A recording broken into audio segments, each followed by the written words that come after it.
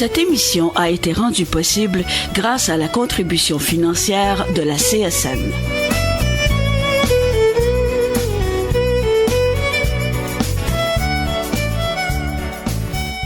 Mesdames et messieurs, bonjour. Je suis Thomas Etier avec vous pour cette émission spéciale « Travailler au Québec en 2015 ».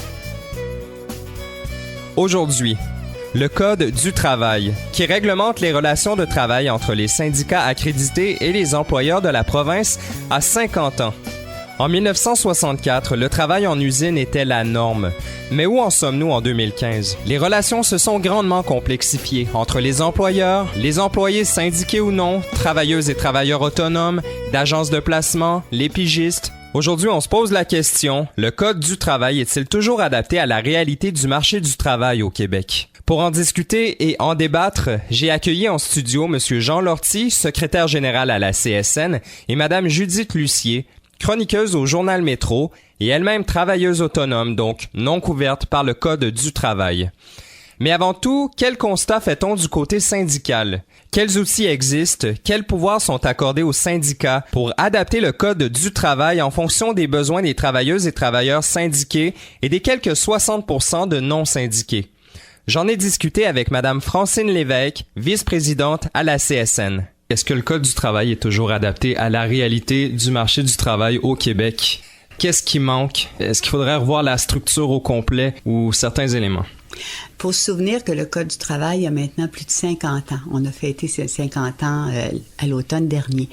En 50 ans, la réalité du marché du travail, elle a beaucoup changé. Souvenons-nous qu'il y a 50 ans, la plupart des gens travaillaient à temps complet. C'était surtout des hommes qui travaillaient, un cadre horaire très régulier, du lundi au vendredi, quand c'était pas un petit peu plus, tout ça. Aujourd'hui, on est dans le temps partiel, dans les horaires atypiques, dans la sous-traitance. Tu as des réalités de travail qui sont complètement différentes. Tu as des gens qui sont payés à une place par quelqu'un, mais c'est pas là qu'ils travaillent. Peut-être même qu'ils travaillent à 2-3 places pour ce sous-traitant-là, mais quand vient le temps d'organiser leur travail, quand vient le temps de déterminer leur journée de travail, les conditions de travail, la sécurité, santé au travail, tout ça, alors ça, c'est une réalité complètement différente qui n'existait pas. Aussi, c'est sûr qu'il y a beaucoup de jeunes, beaucoup de femmes maintenant. Évidemment, on a pris notre place dans le marché du travail, mais ça a créé d'autres besoins. Et je vous dirais que aujourd'hui, ce qu'on constate, c'est qu'il y a des choses qu'il faudrait qu'on améliore dans le Code du travail pour vraiment permettre une meilleure assurance des droits des travailleuses et des travailleurs. Le fait, par exemple, de pouvoir faciliter la syndicalisation. Quelqu'un qui travaille pour un sous-traitant comme ça, là, qui va chez 2-3 employeurs différents, puis qui connaît pas ses compagnons, ses compagnes de travail du sous-traitant, parce que tout le monde s'en va chez son propre donneur d'ouvrage, mais comment tu fais pour organiser des syndicats là-dedans? Comment tu fais pour faire une négociation pour améliorer les conditions de travail? Comment tu fais pour t'assurer que les gens sont pas juste au salaire minimum? Dans le contexte actuel du Code du travail, c'est pas des choses qui sont faciles à obtenir, qui sont faciles à faire. Aujourd'hui, le Code du travail, c'est connu, il ne nous protège pas nécessairement contre l'utilisation de SCAB. Bon, parce que le travail a changé, le travail est parfois virtuel, tu n'as pas besoin de franchir des lignes de piquetage. Notre Code du travail, il est un petit peu percé, je dirais, de toutes parts. Il faudrait qu'on colmate tout ça. Et pour ça, il faut s'adresser au gouvernement de tous les paliers de gouvernement, autant provincial qu'au fédéral, parce que il y a des gens qui sont régis par différents codes du travail selon ce qu'ils font dans la vie. On a en tête une situation type où l'employeur finalement a pris le contrôle d'un conflit de travail par ce qu'on appelait toutes sortes de subterfuges, le lockout au Journal de Montréal. Qu'est-ce qu'on a appris de ces événements-là? Bien, on a appris que le Code du travail avait besoin d'être réformé. C'est ce qu'on a réclamé à grands cris pendant toute cette difficile négociation-là. Vous savez, le droit au lockout, c'est quelque chose qui a été inscrit aussi dans le Code du travail. Mais ce qu'on réalise aujourd'hui, c'est que le droit au lockout par rapport au droit de grève, il y a peut-être une certaine forme de disproportion. L'équilibre n'est plus ce qu'il était par rapport à la réalité du passé où, quand un employeur décrétait un lockout, il mettait la clé dans la porte. Alors, au Journal de Montréal, on a eu un employeur qui a décrété un lockout, mais qui a fait fonctionner quand même son journal, qui a publié son journal, et on se retrouvait vraiment avec, je dirais, le poids sur les épaules des travailleurs et des travailleuses qui étaient impliqués dans ce conflit-là, à porter, je dirais, la revendication au plan politique qu'il faut réformer le Code du travail. On le sait, les employeurs, ce serait à leur avantage d'avoir recours à des sous-traitants, des travailleurs autonomes, des agences de placement, des pigistes. Comment s'adapter à cette nouvelle réalité?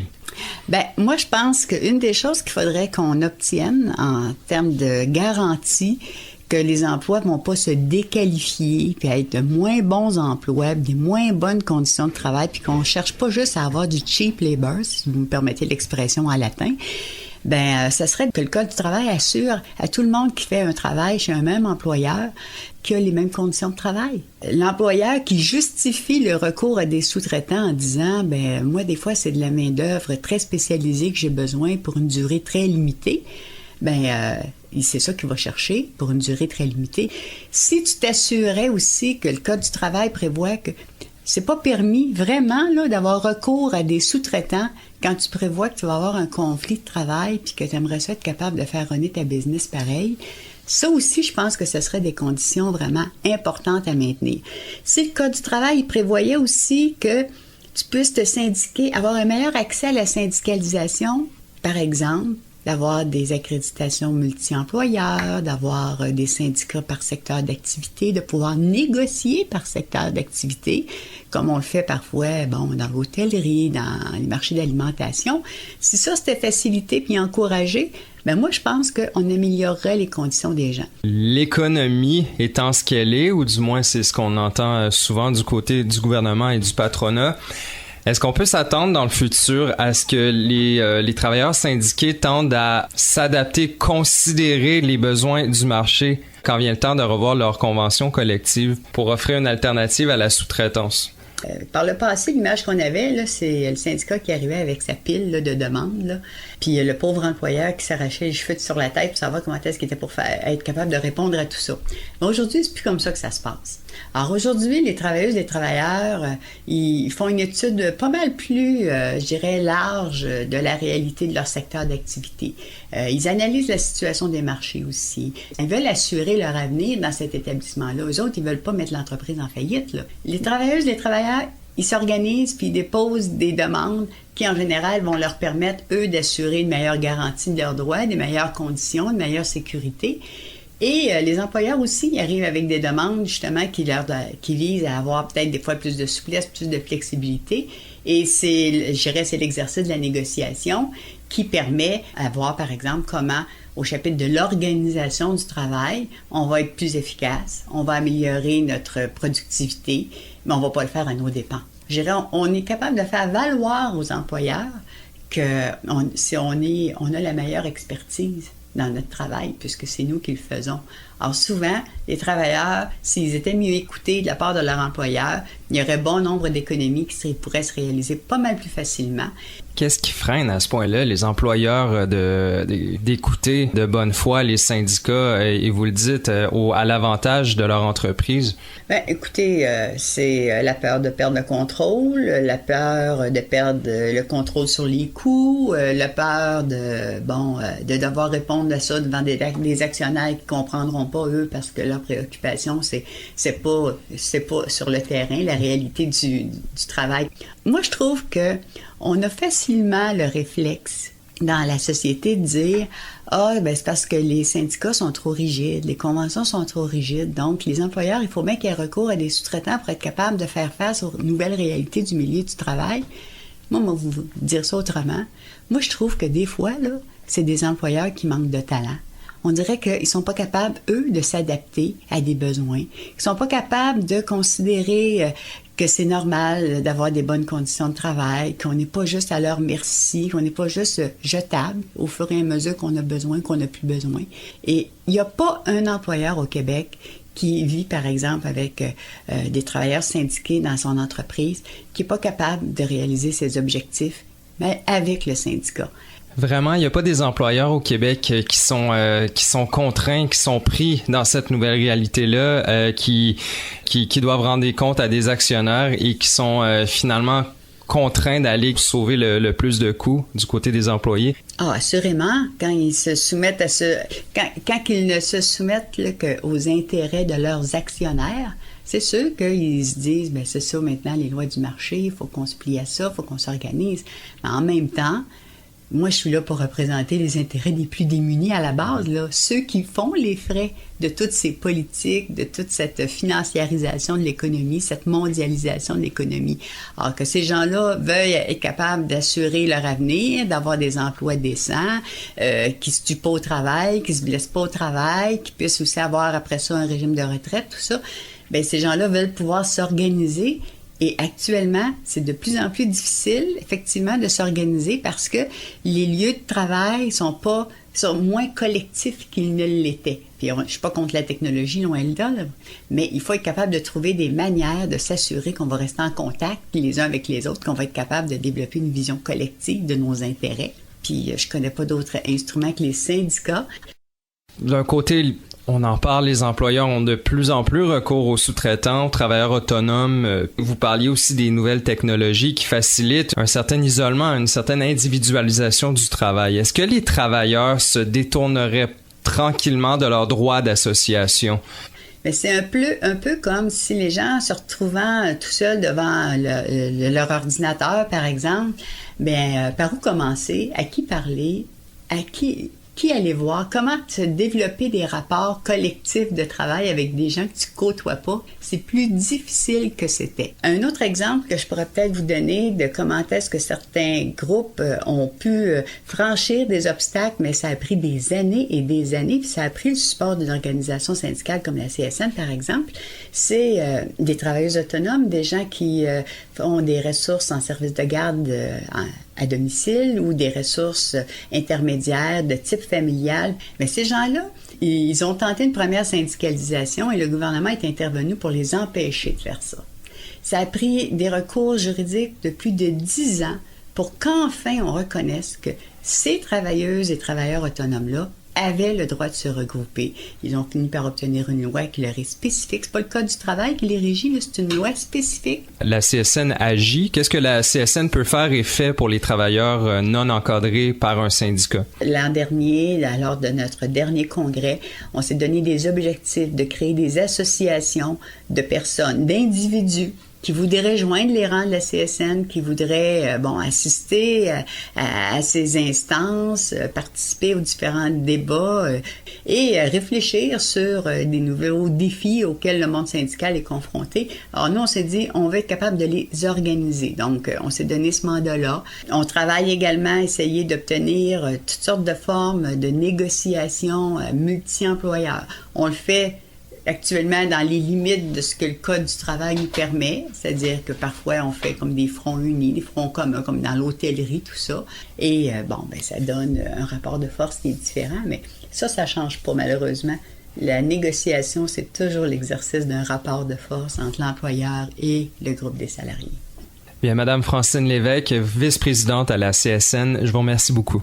Ça fait un plaisir, merci à vous. Pour entendre l'intégrale de cette entrevue avec Madame Francine Lévesque, rendez-vous au www.radiocentreville.com, section émissions spéciales.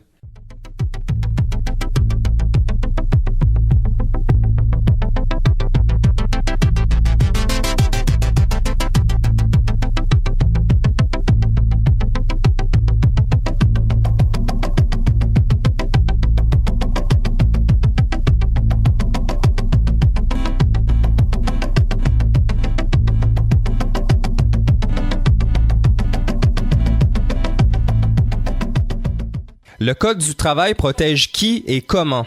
Travailleuses et travailleurs autonomes, pigistes, en agence de placement temporaire. Les syndicats ont-ils pu s'adapter? Comment faire valoir ces droits au-delà des syndicats et comment les syndicats travaillent à protéger et appuyer tous les travailleurs et travailleuses du Québec? Jean Lortie, secrétaire général à la CSN, et Judith Lucier, notamment chroniqueuse au journal Métro et co-auteur du livre Le Petit Manuel du travailleur autonome, étaient dans nos studios pour en discuter et en débattre. À grande échelle, on parle des travailleurs en communication, technologie de l'information, dans toutes sortes de milieux. Il y aurait une tendance à favoriser toujours plus le travail à la pige. Est-ce que c'est viable à long terme? Comment vous voyez ça pour l'avenir, Monsieur Lortie? Tant qu'on n'aura pas un cadre législatif. Au départ, c'est vrai que les premiers travailleurs autonomes qui existaient, c'était un souhait et c'était relativement de bonne qualité. Et ça l'a comme dégénéré et là, c'est devenu de plus en plus ce qu'on appelle, nous, les travailleurs autonomes dépendants. C'est un phénomène qui est en croissance, évidemment, pour contourner les législations du travail, pour être encore plus concurrentiel dans des secteurs névralgiques. Les services, restauration, hôtellerie, entretien ménager, sécurité, tout ça, c'est des entreprises qui vont utiliser de plus en plus de travailleurs dits autonomes ou liés à des agences ou indépendants ou à leur propre compte pour justement contourner toutes ces lois du travail-là, prévenir d'abord la syndicalisation, bien sûr, leur donner des conditions minimales de travail. Alors, il y a vraiment un sous-prolétariat à Montréal que les gens ne voient pas et que les gens ne veulent pas voir, que le gouvernement veut encore moins voir et que nous, on est confrontés au quotidien à les regarder travailler dans le même milieu de travail à côté de nous et on peut rien y faire parce qu'ils sont pas protégés. Il y a effectivement, ça fait l'affaire des employeurs, le travail autonome, ça leur empêche d'avoir à avoir des structures en place, des payes, mais surtout des avantages sociaux. Ça fait aussi l'affaire de plusieurs travailleurs autonomes. Par contre, il y a des gens qui veulent cette autonomie-là, qui recherchent cette liberté-là. J'ai pas un patron au-dessus de moi qui m'impose de faire des choses que ça me tente pas. Je suis une des personnes qui réussit à bien gagner sa vie comme travailleuse autonome, qui a réussi à établir une structure de travail. Et moi, ça me convient, mais ça convient vraiment pas à tout le monde. Et il faut faire une distinction entre ceux qui, comme moi, le choisissent et choisiraient rien d'autre pour rien au monde, et ceux qui, malheureusement, sont pris à être dans la précarité sans l'avoir nécessairement choisi. Et ce qu'il manque définitivement, c'est de structure. Puis, pour protéger, nous donner des assurances, par exemple, parce que les assurances, quand on est travailleur autonome, c'est très, très cher, je le sais. D'ailleurs, j'en paye pas parce que c'est beaucoup trop cher. Et donc, ça me met dans une certaine situation de précarité qu'on peut pallier d'autres façons. Mais bon, il y a des modèles qui existent. L'UDA, pour moi, en est un qui fonctionne, qui est un barreau dans les roues des employeurs, mais tant mieux. Je veux dire, les acteurs, les comédiens ont réussi à se syndiquer ensemble pour améliorer leur sort. Il y a plusieurs domaines comme ça, de secteurs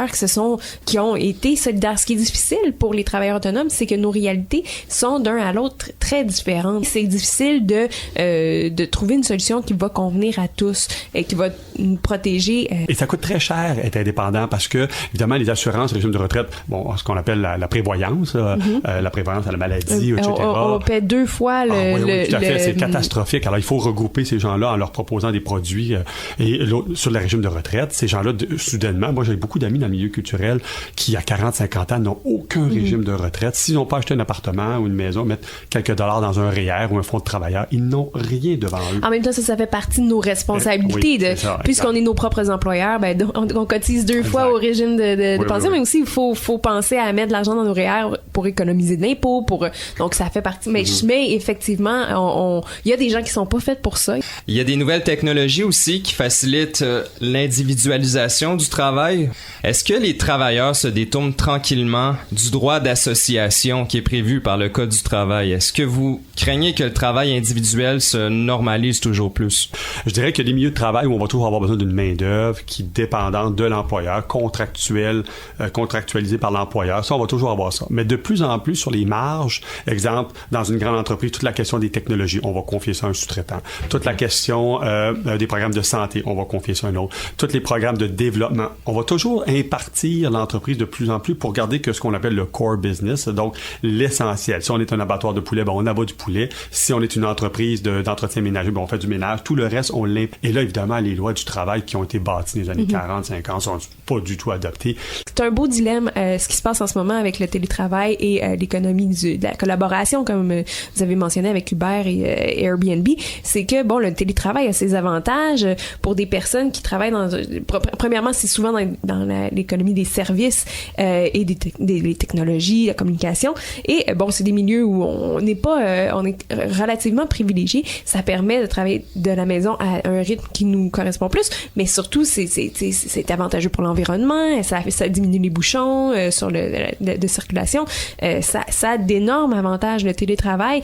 L'économie collaborative, encore une fois, ça a des énormes inconvénients, mais ça permet nommons-les des fonds qui vont dans des paradis fiscaux, une concurrence déloyale à des structures touristiques en place, par exemple, ou à l'économie du taxi. Mais ça peut aussi permettre à des gens de se sortir de la précarité. Donc, il y a toujours deux côtés à la médaille, mais c'est des nouvelles réalités qu'il faut prendre le temps d'analyser parce que elles ont effectivement d'énormes avantages et des inconvénients aussi importants. Donc, oui, parce qu'on a des fédérations, par exemple, on a des fédérations de professionnels. On a regroupé les homéopathes. Il y a plusieurs années, on avait les acupuncteurs, acupunctrices qui étaient chez nous, la GIC, qui est chez nous.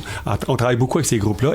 Il y en a beaucoup qui sont contraints à être pigistes, qui aimeraient beaucoup être employés. On peut pas combattre cette tendance-là, mais à quoi ça va ressembler dans 10 ans, par exemple, selon vous? Dans 10 ans, ça va être encore pire. Encore pire parce qu'au contraire, on veut réduire les législations du travail. Hein? C'est la libéralisation des échanges. Alors, il y a des secteurs complets de l'économie qui vont être littéralement évacués des législations actuelles parce que on va vouloir être plus concurrentiel et encore plus ouvert au marché de l'emploi parce qu'on signe des accords de libre-échange avec des pays qui sont pas du tout dans les mêmes paramètres que nous. Alors, bref, ça va. Et ce que Mme Lucie disait par rapport à une salle de nouvelles où vous avez des gens qui savent écrire. Imaginez-vous dans un milieu de travail où, je reviens à mon usine d'abattage, parce que je l'ai en tête, ces gens-là sont souvent analphabètes fonctionnels, incapables de se plus vulnérables. Plus vulnérables. Moi, j'ai vu des groupes où on a 40 communautés ethniques dans le même groupe. Alors, évidemment, c'est quoi la langue de communication? C'est ni le français ni l'anglais, c'est le tagalog. C'est le plus proche, c'est le tagalog, la langue philippine. Alors là, ça devient très difficile pour ces gens-là. Mais c'est un phénomène qu'on va voir. Ça va être pire. Et, bien évidemment, c'est sur l'autel du libéralisme, on va sacrifier encore plus ces gens-là en disant, ça rend une main-d'œuvre plus bon marché, plus malléable. C'est les travailleurs qui se rendent de plus en plus vulnérables et donc de moins en moins capables de négocier. Est-ce qu'il y a de l'espoir, oui? Oui, sans doute. Parce que nous, on travaille actuellement avec des groupes de défense des travailleurs immigrants et on réussit à syndiquer des milieux de travail grâce à ça parce qu'évidemment, l'objectif, c'est d'améliorer le sort. Et il y a d'autres endroits où on n'est pas capable parce que c'est trop fluide. Les lois, comme je vous disais au départ, ne sont pas adaptés, évidemment. Mais je fais toujours la distinction entre le petit employeur qui va avoir quelques employés et qui a intérêt, lui, à rester sur la surface pour éviter de couler parce que sa réputation est très mauvaise, et la grande entreprise qui se crée des paravents multiples. Alors, on va devoir ce phénomène-là et ça va devenir virtuel, ces entreprises-là. Le siège social va être au Luxembourg, mais les avoirs financiers vont être aux Bermudes. Impossible de retracer tout ça. Donc, les travailleurs sont totalement laissés à eux-mêmes. Donc, là, évidemment, les lois doivent être assez fortes. Puis de l'autre côté, bien évidemment, les modèles que Mme Lucier parle, où là, c'est beaucoup plus aisé de pouvoir travailler sur comme vous l'appelez, vous, la collaboration. C'est un mot qui est un peu lourd de sens dans l'histoire, là. Puis qu'on a qualifié d'individualisme. Oui, c'est ça. C'est ça, exactement. Alors, donc, c'est les deux, j'en conviens tout à fait. C'est ça. Alors, moi, je vois, dans mes réseaux d'amis, je vois ces gens-là qui sont dans ces milieux-là. Il y en a qui s'en sortent très, très, très bien, d'autres un peu moins bien. Et je m'aperçois que, véritablement, quand le travailleur a un panier de services pour lui permettre de se protéger. Si on pense conflit de travail dans le cas du travail, on a en tête une situation type où l'employeur a pris le contrôle finalement d'un conflit de travail. Ce serait entre autres grâce à des télétravailleurs, le lockout au Journal de Montréal. Ouais. Qu'est-ce qu'on a appris de ces événements-là? Quand le code a été créé en 1944, en 1966 puis en 1977, les principaux changements, c'est basé sur une économie d'usine, col bleu, travail là 40 ans. Bon, c'est assez balisé, on sait c'est quoi une entreprise. Puis maintenant, on a inventé toutes sortes de trucs. Alors, on avait la salle de presse virtuelle du Journal de Montréal. Tout sortait comme si rien n'était. Et on avait 240 personnes dehors pendant des dizaines de mois. Votre rapport de force est littéralement, vous avez des jambes ici, votre employeur a tous les moyens de vous évacuer. Et de plus en plus dans des secteurs. Moi, j'ai vu, écoutez, c'est assez rigolo, dans les hôtels, dans les années 2000, le phénomène des bénévoles.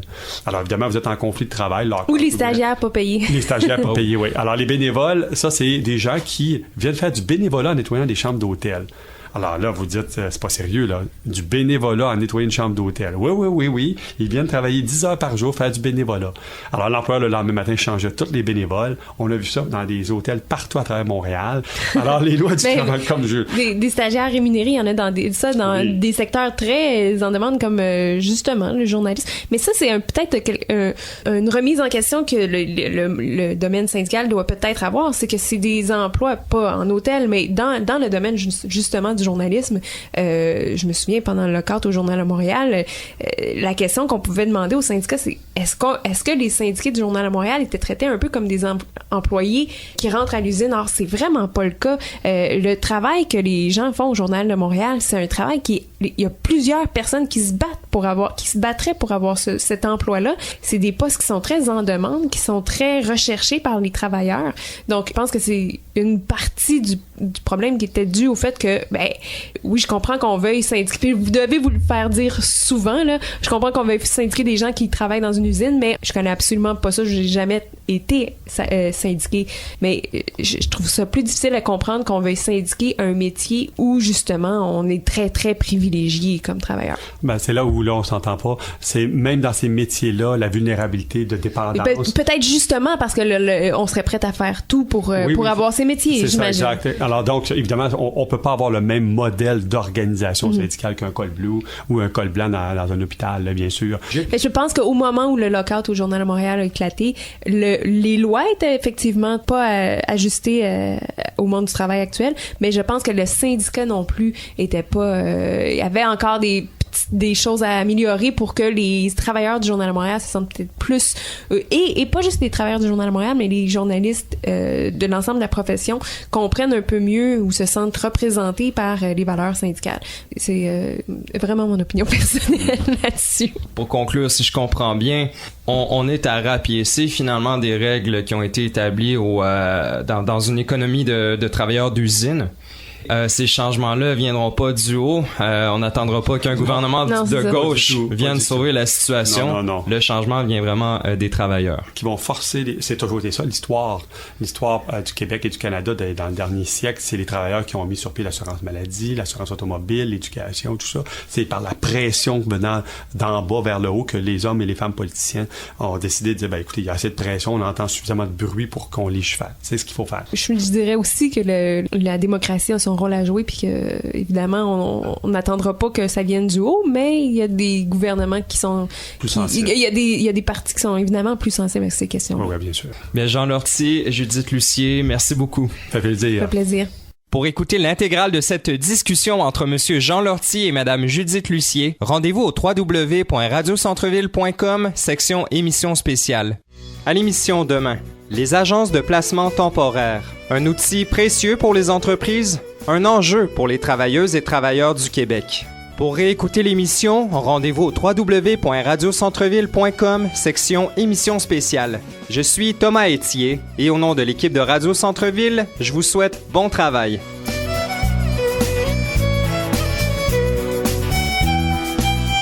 Cette émission a été rendue possible grâce à la contribution financière de la CSN.